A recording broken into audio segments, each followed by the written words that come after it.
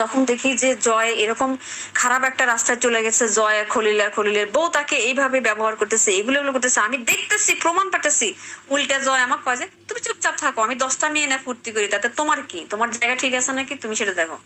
একেতে আমার প্রাইভেট ইউনিভার্সিটির আমি পড়াশোনা করবো, আমার তো অনেক ব্রেক গেছে, একেতে ইন্টারে ব্রেক গেছে, তার মধ্যে আবার এই জয়ের কারণে আমার সেমিস্টার ব্রেক গেছে, জানেন? আমি যে কত কষ্টে অনার্স কমপ্লিট করছি, এখনো মাস্টার্স করতেছি স্ট্যাম্পোর্ড থেকে, আমি ক্লাস করতে পারি না, টেনশন, সারাক্ষণ টেনশন। জয় এলাকায় গেলে টেনশন করি যে খলিলের বউ মনে হয় আবার কি খাইতে দিছে, কি মনে করছে, পড়াশোনা করতে পারি না, রাত দিন 24 ঘন্টা আমি খালি জেগে থাকি। ওইদিকে আবার জয়ের বউ তাবিজ কবিজ করার শাশুড়ি, আবার বউ ওইদিকে এটা করে। কই যাবে এই লোকটা? এগুলো করে। এই শিখার সাথে তার মেলা কাহিনী হয়েছে, মেলা ঘটনা হয়েছে।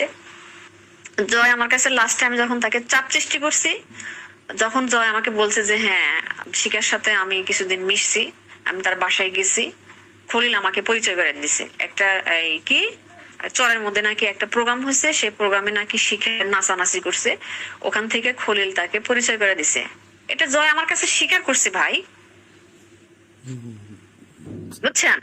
আর খলিল যে জয়কে দিয়ে বাণিজ্য করছে, এই বাণিজ্যের কিছু ডকুমেন্ট আছে, যার কারণে জয় ভয় পেতেছে। জয় তো ভীতু ছেলে, জয় অনেক ভীতু টাইপের ছেলে, আমি জানি। সে বাসায় একটা বিড়াল থাকলে বাসার মধ্যে আসে না, সে ভীতু টাইপের, সে ছুরি দেখলে ভয় পায়, পিস্তল দেখলে ভয় পায়। আমি আমার জয়কে চিনি না যে সে কোন টাইপের। 111-এর সময় সে কি ফেস করছে, কি অবস্থায় ছিল, এগুলো তো আমরা দেখছি, জানি। এখন বিষয়টা হলো যে খলিল কে জয় ভয় পাচ্ছে দুটো কারণে। ওই কিছু মেয়ে লিকটে তো কিছু বিষয় ওখানে আছে, হ্যাঁ, তারা কি করছে কি না করছে এগুলো একটা ডকুমেন্ট আছে।